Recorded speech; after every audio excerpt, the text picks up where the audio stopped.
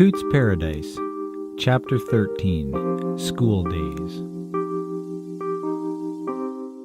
Jason Heath walked from Princess Point back to his parents' Kipling Road home.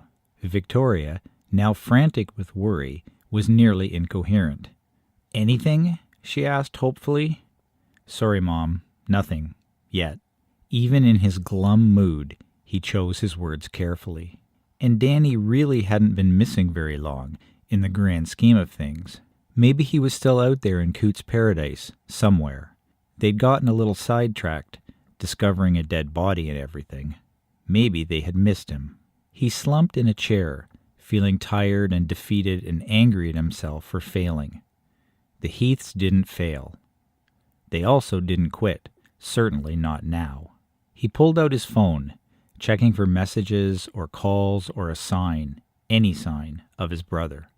Nothing. The screen lit up. Jason jumped. It was Dominique, Danny's girlfriend. "Did you hear from him?" he asked quietly, stealing away to the dining room out of earshot of his mother. "I was hoping to ask you the same question," she replied. Jason filled her in on how his morning had gone. "This is getting truly bizarre," she said. "Danny had something going on in Cootes Paradise." "What do you mean, going on?" asked Jason. As you would know, Danny wasn't one to brag or spill details willingly, but he said he was working on a project for school that, if it all came together, would score him some top marks, maybe even make the Hamilton Spectator. Jason thought about that for a minute. Danny was the most low-key, out-of-the-limelight guy he knew. He had taken dozens of fantastic nature photographs, but rarely posted one to social media. He only ever exhibited a passing interest in the local paper, despite it being spread across the kitchen table every morning. What could he be working on? "Thanks for the info, Dominique. I'm going to go poke around in his room." "Probably should have done that already. Just thought we would have found him by now," he said. He hung up the phone, checked it again for messages, made sure the ringer was turned up full, and slid it back into his pocket. He slipped quietly down the hallway to Danny's room. The door was slightly ajar. Jason stepped inside. It hadn't changed much in the years since he had left home, and, at first glance, looked much like any other young adult male's room.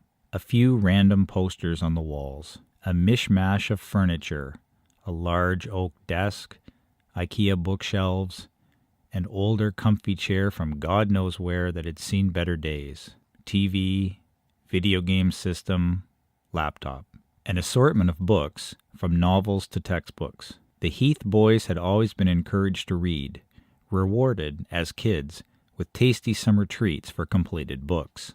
Jason perused some of the textbooks on the desk. With school starting in a couple of weeks, he had begun preparing, and according to his girlfriend, he had been getting a little jump on the year. He saw titles like The Sociology of Families, Introduction of Sociological Theory, and Sociology of Deviance. Pretty gripping stuff. He spied something else, leaning next to his desk light. A literary work, with bits of paper sticking out making bookmarks for several pages. The War on the Squatters, 1920 to 1940.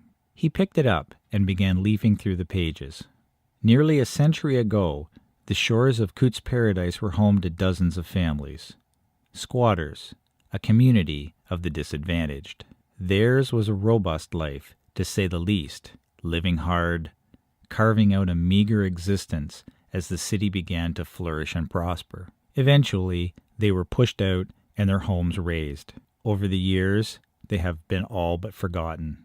Fascinating stuff, thought Jason, but it didn't explain Danny's interest in such obscure history, and it sure as hell didn't help find him. Struggling to fit together the pieces, he shuffled to the window, the sunlight washing over his face. He looked outside and saw his dad leaning against the wall of the shed, staring at his phone, willing it to ring. Jason wilted, the enormity of the day washing over him. "Where are you, little brother?" Cootes Paradise, a Hamilton Spectator and thespec.com serial podcast.